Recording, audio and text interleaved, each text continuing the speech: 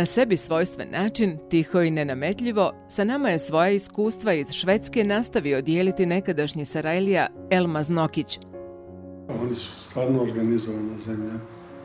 Oni su odmah organizovali i tada još dok nismo dobili azil. Oni su nam angažovali učitelja švedskog jezika da nas uči. Znači, bez obzira da li se znalo da ćemo ostati ovdje, da li ćemo dobiti azil ili ne, oni su učinili sve. Drugo, oni su posle dobijanja dozvole da ostanemo i državljanstva, odmah djecu su prihvatili i rasporedili na osnovu testova posle u koju školsku godinu se ide. Naprimjer, moja je bila jedna 6. razred u Sarajevu, naprimjer ovdje je došla, tu izgubila 2 godine, treba da bude, trebalo bi 8. razred ili šta ja znam, to samo primjer uzimam. Onda su oni pravili neki test i onda su mogli da preskoči 1 razred i tako dalje. Naša su djeca pametna, ona brzo uče jezik. Mislim da su naša djeca, bosanska djeca, mnogo bistra, prirodno su obdarena jednim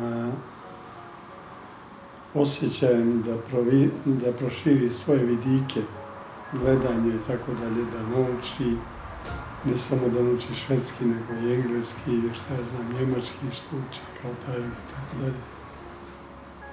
Bosanska djeca su stvarno, prijatno su me iznenadili. I moja djeca i druga djeca. Obzirom kakva je situacija bilo i zbog čega smo došli. Tada se i nije ni znalo mnogo na početku da li ćemo da se vratimo ili ne. I ja sam kao stariji mislio da ćemo se vratiti. Međutim, prve godine posle rata bio sam u Sarajevu. Sreo sam moje prijatelje. Stan mi je izgoreo totalno, bio uništen na Ilidži. Firma je propala totalno. Tako da, to je moje razmišljanje da se ja vratim tamo. Malo sam se pokolebao u tome. Zbog toga što treba da imam uslove, da smestim djecu u stan, da imam platu, a posle isto također bilo teško dobiti.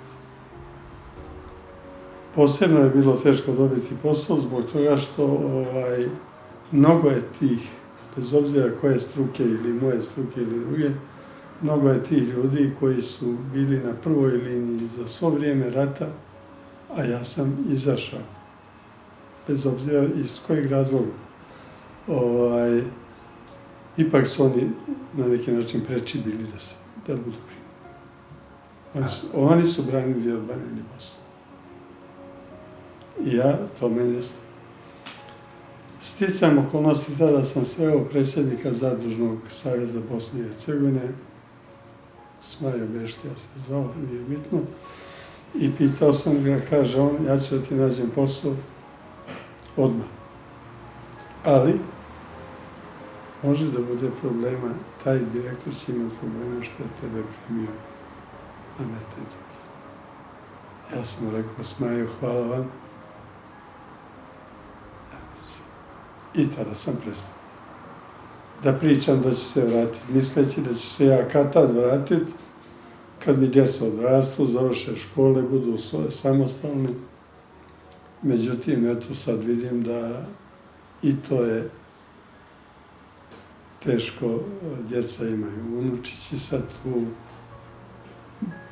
bolje mi je da sam tu sa njima, ali zato svake godine idem redovno u Bosnu.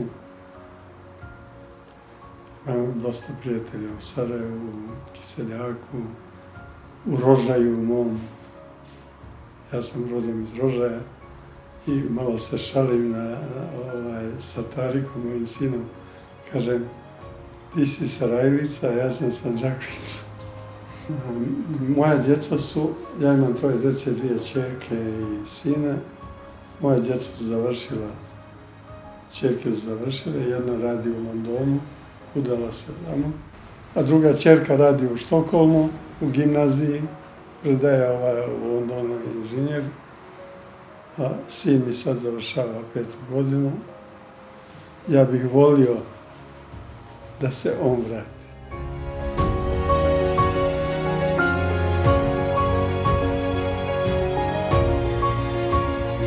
Zbog sadašnje situacije u našoj zemlji nije realno očekivati masovniji povratak ljudi iz Švedske.